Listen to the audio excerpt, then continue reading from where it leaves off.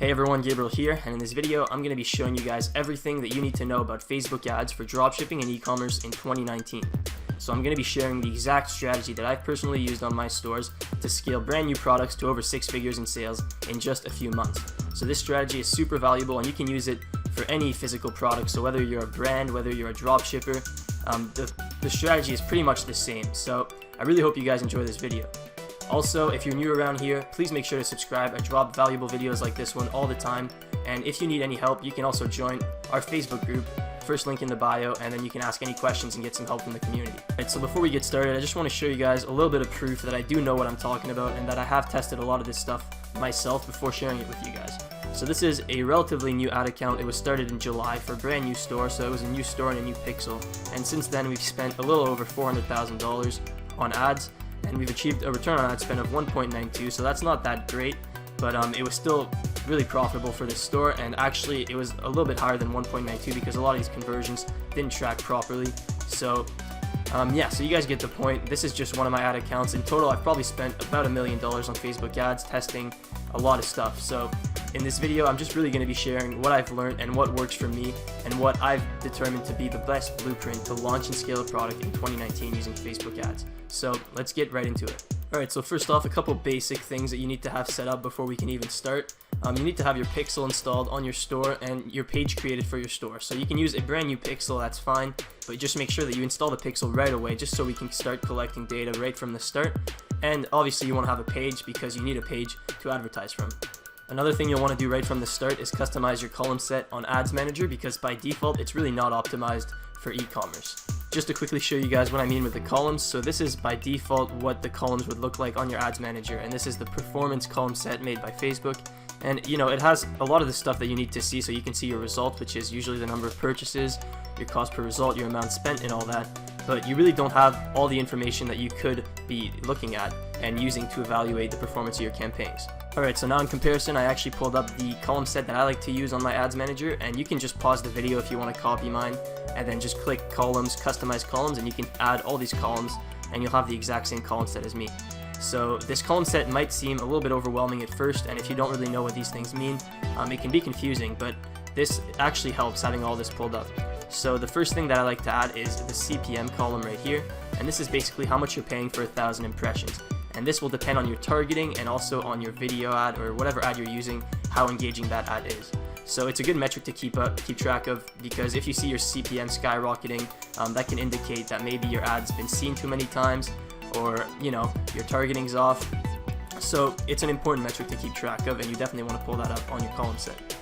Another thing that I really like pulling up on my column set is these 4 columns right here. So the website content views, website add to cart, websites checkout initiated, and website purchases. So what this does is it basically gives you an overview of the whole funnel on your website, right? So when people get targeted by your ads, the first step is for them to view your website's content. So this column right here tells you how many people actually viewed your content for the amount you paid for, right? And then it funnels down to add to cart. Out of the people who viewed your content, only so many are going to add to cart. So then you can see, okay, so about 15% of people added to cart. And then from there on, you can see, okay, 66% of people initiated checkout. And then from there, 50% of people actually bought the product. So you can actually keep track of your whole funnel straight from Ads Manager and look at different campaigns and compare the funnel. And you can basically troubleshoot your campaigns this way. So it's really useful to have these columns pulled up. Another thing that I pulled up here is the cost per link click. So this is a really easy metric to keep track of if you already have some data on your site. So for example, if you know that on average each visitor will bring you $1.5 in revenue, and you know that you need at least a 2.0 return on ad spend, you would be looking at a 75-cent cost per click in order to be profitable. Alright, so once you've set up your column set, there's a few more things you need to know about Facebook ads before you start advertising. So a lot of you might already know this, but I'm assuming that a lot of people watching this video are going to be beginners, and this is really important to understand. So the first thing is that the Ads Manager is set up in folders. So the top level is campaign, and then you have ad sets within that campaign, and then within ad sets you have multiple ads. And then the campaign determines the objective. So let's say you want website conversions, that is set at the campaign level. And then your ad sets define the targeting and the budget. So it's just a really important thing to understand, just so you're not confused when you go through the Ads Manager. That's how it's set up. Another thing is you need to understand that it's a bidding system. So Facebook ads doesn't really provide consistent results because there's a lot of external factors. It depends how many people are targeting the same audience as you.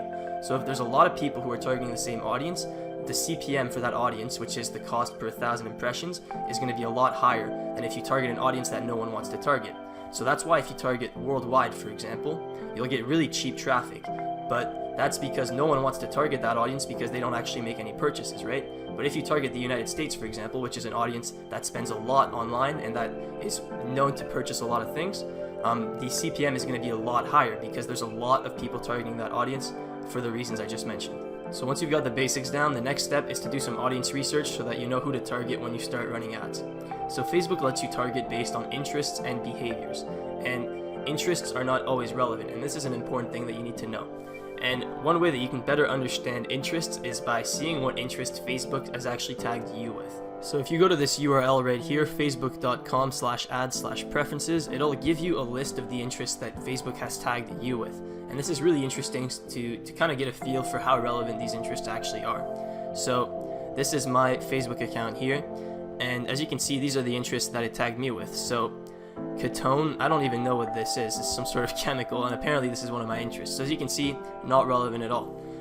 Interior design, also not really relevant. I'm not really big into interior design, so that's why sometimes interests aren't relevant.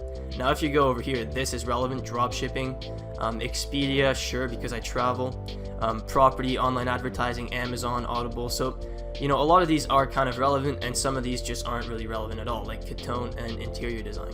So check those out for yourself, see what you're tagged with, and it'll give you a feel for why Facebook interests aren't always necessarily accurate. So one way that you can fight these interests not always being the most relevant is with flex targeting, and this image actually does a great job of explaining what that means. So if you were trying to target golf enthusiasts, you could start off by targeting just the Tiger Woods interest, right? But a lot of people know who Tiger Woods is who aren't actually interested in golf, right? So Tiger Woods would give you non-golfers pretty much. It would be a completely non-relevant audience. Maybe you have a little bit more golfers than usual, but it would just be a broad general audience.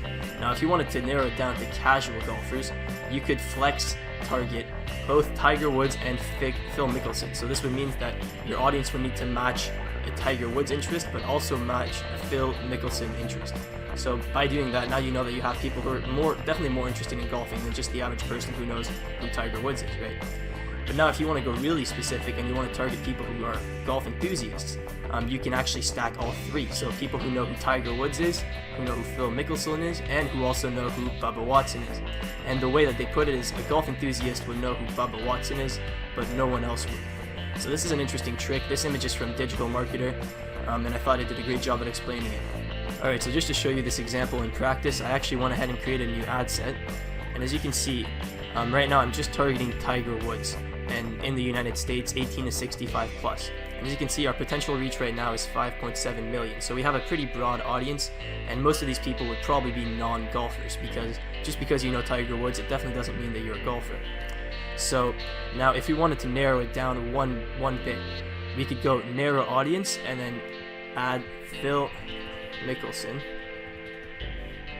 right here. So now it must match Tiger Woods and must also match Phil Mickelson. And now you can see our audience went from like 5 million to 270,000, right? So now we have a much more narrow audience of people, and these are probably casual golfers if they're interested in both these athletes. And now if you wanted to narrow it down even more to really golf enthusiasts, you can narrow further once more, and then you can type Bubba Watson.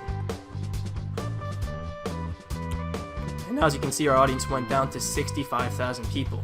But people who are interested in Tiger Woods, Phil Mickelson, and Bubba Watson, it's a pretty good chance that they're golf enthusiasts. So that's how flex targeting works, and that's how you can stack interests to get a very targeted audience. So you want to do some audience research right off the bat to find some interests that you can start targeting when you're launching your campaigns. So there's two main methods that I like to use. Number one is common sense. So for example, if you're selling makeup, don't go and target men. You'll probably have a much higher cost to deliver those ads, right? So if you're selling makeup, target women. If you're selling like skiing gear, target northern countries, right? So you can use your common sense just to know who your audience is. But another great way to find out potential audience to target is using audience insights. So to get to the audience insights tool, all you need to do is just go to your ads manager, click the menu, and then right under the plan thumbnail you have the audience insights. And this tool basically lets you create saved audiences and just explore different audiences based on the data that Facebook has publicly. So it says choose an audience to start. So let's just say everyone to start, and then you can pick the countries. So let's say United States. And so for example, just to give you guys an example on how I would use this, let's say you're trying to sell women's leggings, right? What I would probably do to start off is I would think who's the biggest competitor in women's leggings because what you're trying to do is find data on who you should be targeting. So let's say you're selling women's leggings, I'd say probably Lululemon is one of the biggest competitors, right? So what you can do is you can go to this interests here and type in Lululemon, and there you go.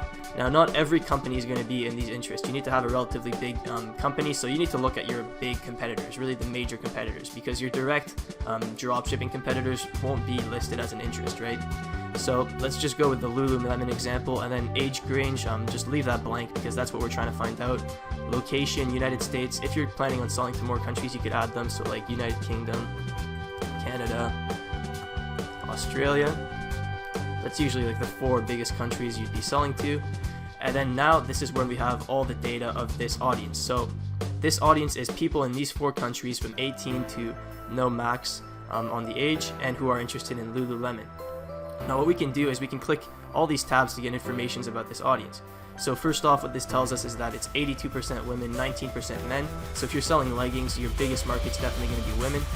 You could have probably figured that out by yourself, but you know, this just confirms that. All this stuff here, relationship status, so all this stuff I don't pay that much attention to. It is useful if you're really trying to optimize your ads at a high level, but what I like using is just this page likes tab, and this will just give you a bunch of interest to target. So if you just go to page likes, scroll down here, you can press see more, and this will just give you a massive list of interests that you could target based on the affinity. And what the affinity means is how likely is your target audience going to be in this interest versus any other audience on Facebook. So that's a pretty bad explanation, but for example, in this page right here, Eat to Perform, they have an audience of 350,000 people who like Lululemon out of 1.3 million. So it's basically telling you that this page right here has it shares a lot of the same audience as Lululemon, and so does J.Crew, Beachbody. So all these pages share the same audience as Lululemon. So these are all potential interests that you could target with Facebook. So what I like to do is I like to look for interests that have at least 1 mil in monthly active people. So most of these would be fine. You know, these all have like relatively large audience size. So you could literally test all these interests one by one and see which one's working. If you've already been running ads for this store and you already have people who are liking your page on Facebook, you can actually click here and select your page, and it'll give you these same affinity groups for your page. So this data will be even better as long as you have like over, you know, probably over 5,000 page likes. You'll be able to get some affinity groups that you could target. But that's only if you already have data. If you don't, the best way is probably just to go off your competitors' data. So once you've done your audience research, the next step is to do some split testing for your creatives to find your winning ad. So this is a step that a lot of people skip, but it's really important, and it can be the difference between your campaign being successful or failing. So what you want to do is usually start off with at least 3 ads and split test them to find out which one's doing the best, and then you're just going to use that one ad for the majority of your campaigns until that ad stops performing. So the way that I like to set up my split tests is I'll actually have just one ad set for each ad, so one ad set with one ad in each ad set, and I'll target a really broad demographic worldwide. So let's say I'm selling just a really broad product that applies to everyone, has a mass appeal. I'll usually just target everyone, so 18 to 65 plus worldwide, pay per engagement, and just one ad in each ad set. And then I'll have usually a $10 budget per ad set, and I'll have that for each ad. And then I'll leave it running for a little bit. You don't need a big budget for these ads because since you're targeting worldwide PPE, you're going to get a ton of engagement really cheap. So this is great, first of all, for social proof. It's great to start getting data about who's responding most to your ad. And it's most importantly, it's great to find out which one of your ads will perform the best in the auction. So how you can determine which one of your ads is the best, you can look at the cost per engagement, since that's the objective of the campaign, so you can see which one's bringing in engagement at a cheaper cost. That's usually a sign that it's probably a better ad. And you can also look at the cost per add to cart. So if you have an ad that's getting a ton of engagement but no one's actually adding the stuff to cart, maybe your ad isn't actually really good at selling the product, it's just good at being seen a lot. So you kind of need to factor in both your cost per engagement and your cost per add to cart. If you have some purchases, you can also go off of that, but usually at a $10 worldwide PPE campaign, you probably won't get any sales. You probably will just get a lot of add to carts. So yeah, look at your cost per engagement and your cost per add to cart and determine which one of your ads is performing the best. Once your winning ad starts getting close to 100,000 views, which shouldn't take too long because once again we're targeting worldwide, so engagement is really cheap. This is when you can build a 95% video viewers custom audience, and we're going to use that to test our first lookalike audiences. So if you're unfamiliar with lookalike audiences, they're actually really simple and they're a really useful tool, and you should definitely start using them. So how they work is that they find the people most similar to a given custom audience. So you can use any custom audience. You can use, for example, Instagram engagement in the last 30 days. You can use an email list. You can use any action on your pixel. And you can feed it that custom audience, and Facebook's going to give you back a larger audience that most closely matches the audience that you initially gave it.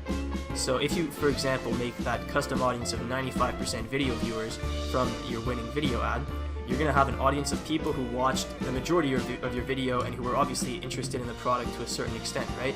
And then now you're going to give that audience to Facebook, and it's going to give you an audience of people similar to those people. So people who are likely to watch the majority of your video and be interested in your product. So at this point, you should have already done your audience research. You should have a list of interests that you're planning on targeting. You should also have already split tested your creatives and found which one of your creatives is performing the best.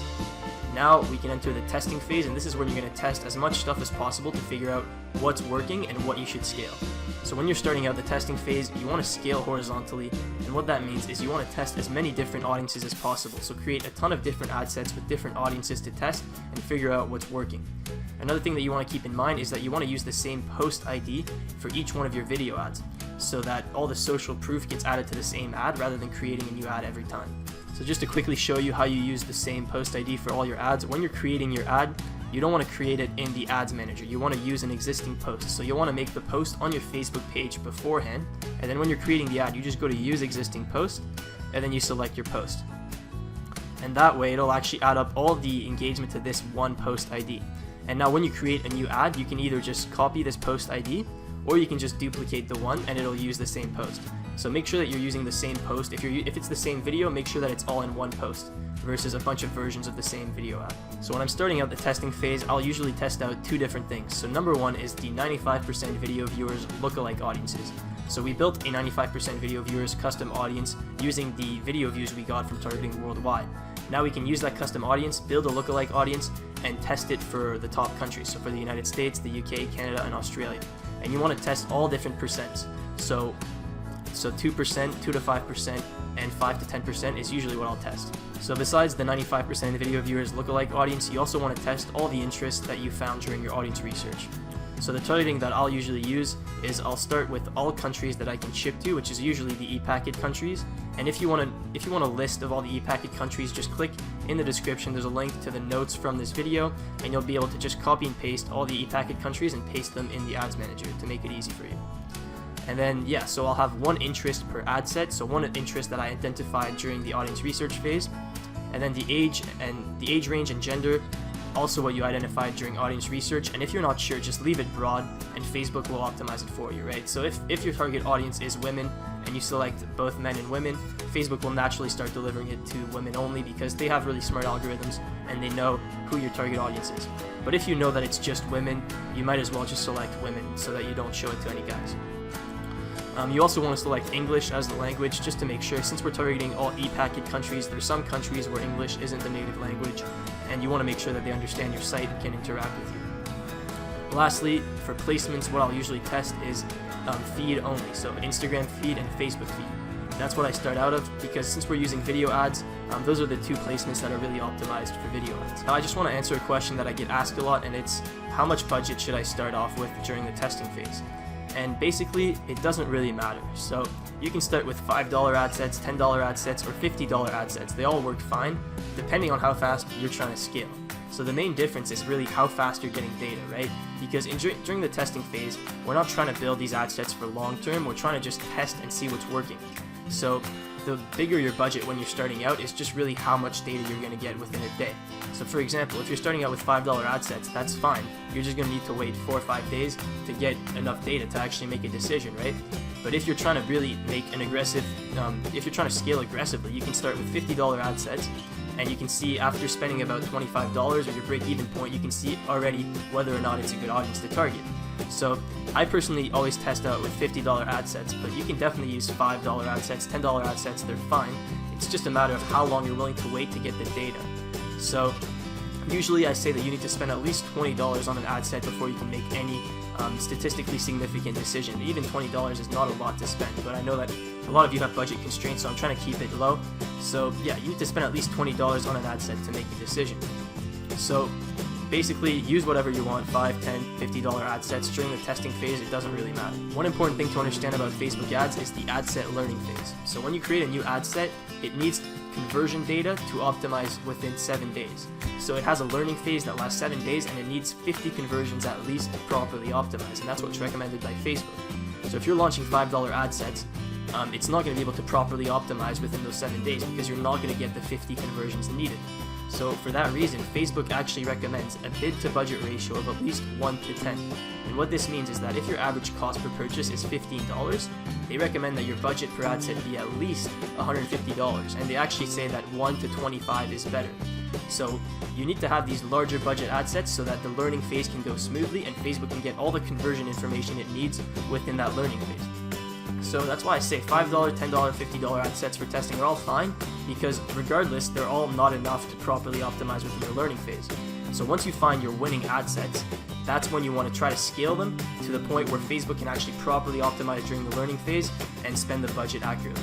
So I just have a few more tips for the testing phase.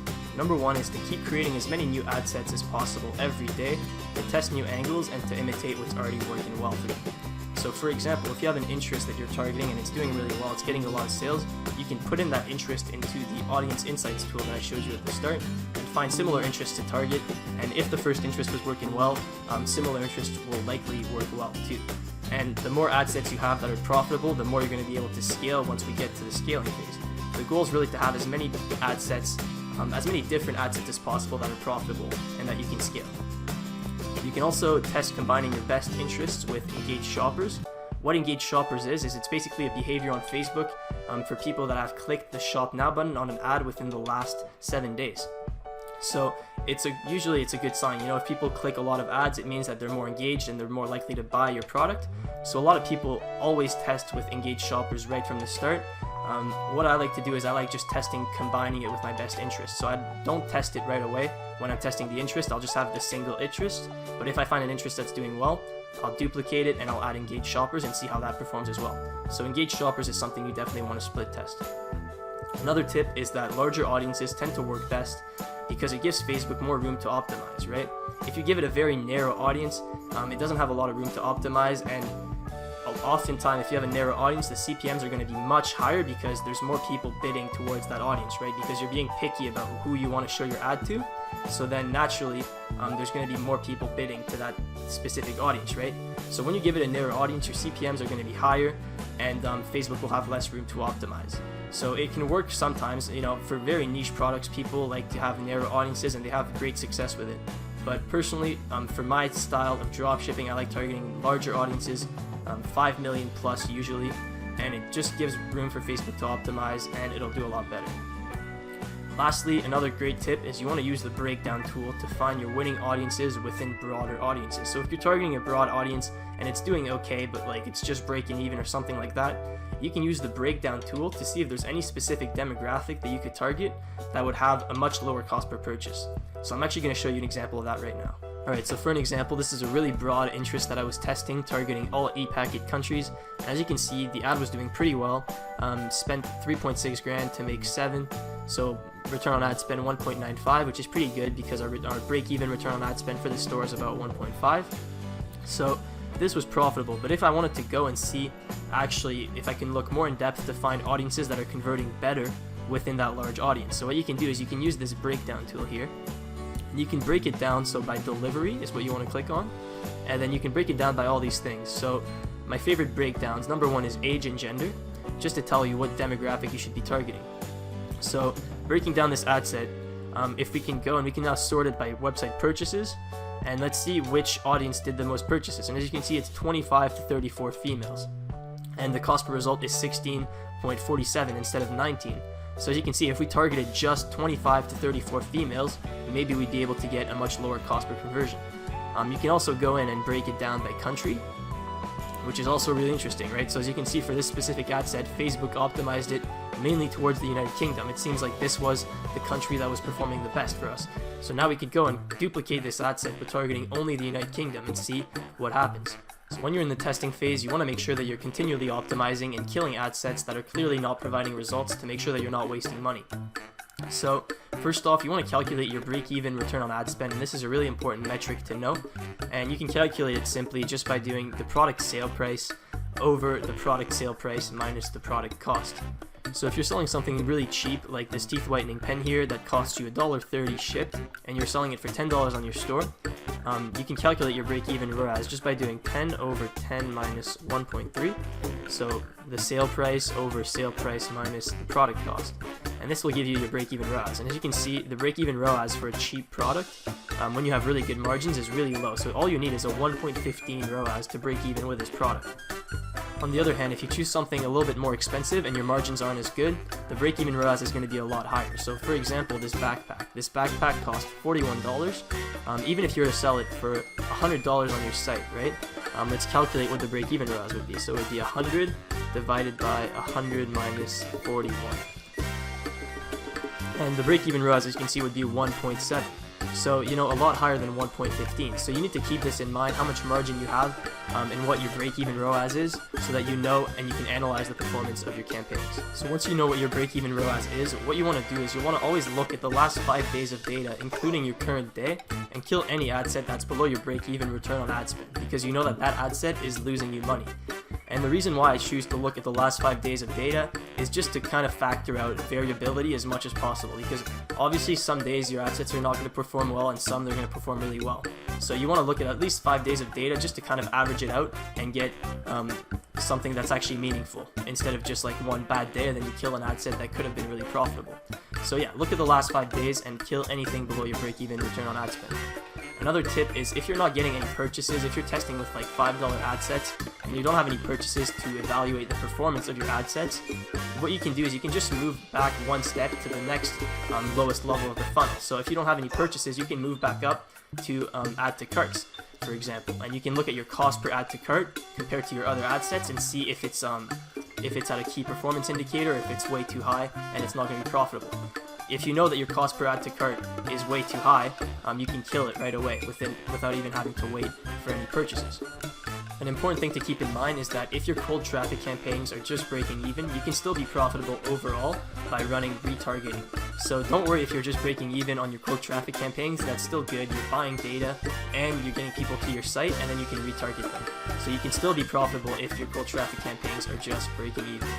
Alright, so now we're getting to scaling, which is the fun part.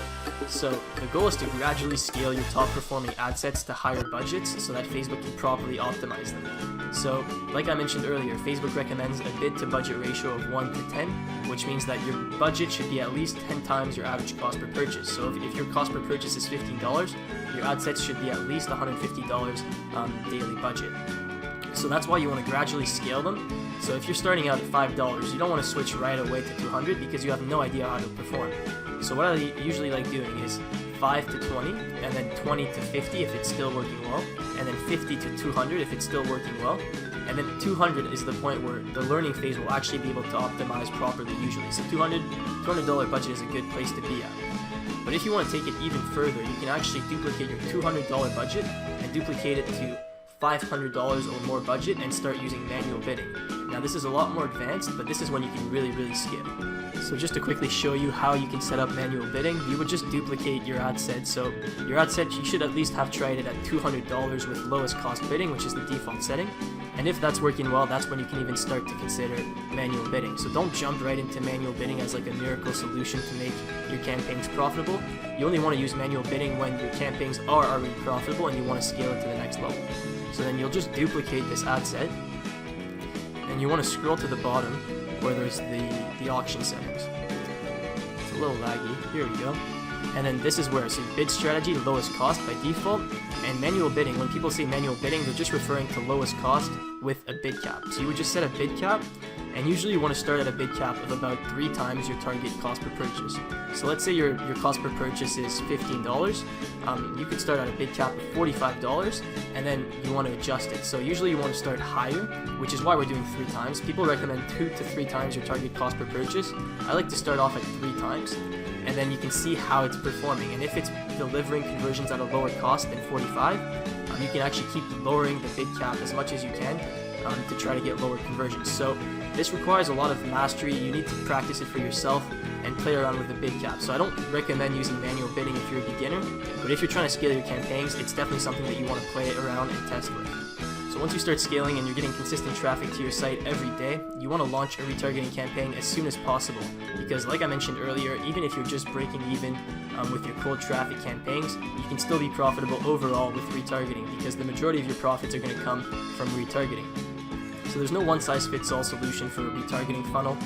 There's a lot of different ways you can set it up based on what you want to show your audience, but this is a basic funnel that you could set up, and that usually works pretty well. This is what I use for most of my stores.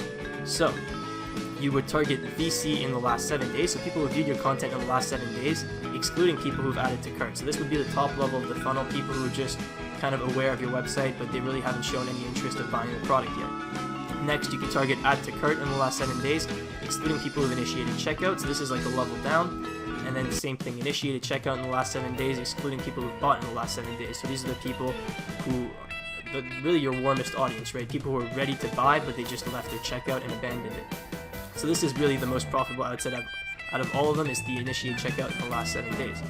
Now you can also retarget people who viewed content in the last 30 days, excluding people who viewed your content in the last 7 days, just so there's no overlap with this first ad set over here, and excluding people who've purchased in the last 30 days, just to make sure that you're not targeting people who've already bought. Same thing here, you can target people who viewed 75% of your video ad in the last 30 days, excluding people who've already bought in the last 30 days. And people who viewed 75% of your ad, they're already aware of your company, right? They already know who you are, and so it's much easier to sell them a product versus selling it to cold traffic. Last thing for retargeting, you want to have automatic placements on to remove any delivery constraints. So when you're just selecting feed for Instagram and Facebook, it's really limiting how much Facebook can show your ads to these people, versus when you have automatic placements, your ad will be shown a lot more. One thing to keep in mind when you're using automatic placements is that you need to have content for every type of placement. So you should have at least one video, one photo, and if this is applicable to your store, a dynamic product ad. And if you don't know what those are, just look online. I'm not going to be covering that in the video, but they are super powerful. So at this point, your pixel should be getting a lot of data and a lot of actions being taken on it, and this is when you can actually start testing a lot of different lookalike audiences to find what's working. So at the start, we only tested the 95% video viewers lookalike audience because that one is easy to get data for. But something like a purchase lookalike audience or like add to cart, you need a lot more data on your pixel. So this is kind of something you do later on once you're getting consistent traffic and you have a lot of data on your pixel. So my personal favorite lookalike audiences to test are purchase value-based. So the value-based purchase lookalike audience is actually really powerful.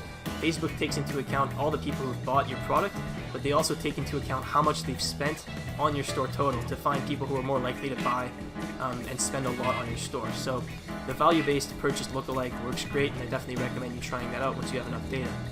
Another one you can try out is the top 25% visitors by time spent. You don't need as much data for this one, you just need a lot of visitors, which isn't hard to get.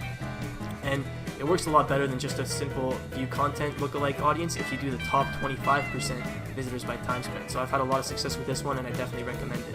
And then 95% video viewers, I already talked about this one. So I'm not going to be going too in depth into how you can scale with lookalike audiences because I already covered it in one of my videos on the channel. So if you're interested in that, make sure to check it out. Before I end this video, I just have 2 more tips that I want to share with you guys on how you can get more consistent results over a long period of time with Facebook ads. So in my experience, the main reason why your return on ad spend drops over time is ad fatigue. And there's 2 reasons. Number one is that people steal a lot of content, and so people will take your content and advertise it to their audience, and naturally there's going to be some overlap, and so your audience is just going to see the same creative a lot and eventually get tired of it and scroll right past it and not react to it anymore. Second is Facebook also doesn't like you using the same creative over and over again. So if it sees that you've been using the same ad for a long period of time, it's naturally going to start throttling the delivery and showing it to less people. So two things that you should get out of that. Number one is properly watermark your content. When you make a new video ad, always watermark it. And when I say watermark, don't just put a logo in the top right corner. You want to have a about 30% opacity logo right in the center so that people can't edit it out and that it's your content and they know for sure. So properly watermark your content and no one's going to be able to steal it. Number two is continually create new video content. Even if you have one ad that's doing really well for you right now, don't just sit on it, prepare the next one. So continually plan your next ads and plan to have new content consistently to fight ad fatigue. Otherwise, I guarantee you that your return on ad spend is going to drop over time and your campaigns are going to stop being profitable. Alright everyone, so that is pretty much it for this complete guide on Facebook ads for e-commerce and dropshipping in 2019. Really hope you guys enjoyed it. I put a lot of time into making this and keeping it free, so if you did like it, please make sure to like and subscribe. Also, if you want the text notes from this video, you can click the link in the description. It says notes from video and you'll be able to go to my website where I have all the notes from this video in an easy to read manner so you can just keep track of them without having to watch the whole video. And lastly, if you have any questions or just want to connect with me, the best place to do so is in my private Facebook group for this channel. That's the first link in the description, so you can just join that group and I try to respond to everyone on there. And we have a community of people who are helping each other out, so make sure to join that Facebook group. And that's pretty much it, guys. Thanks a lot for watching this, and I'll see you next time.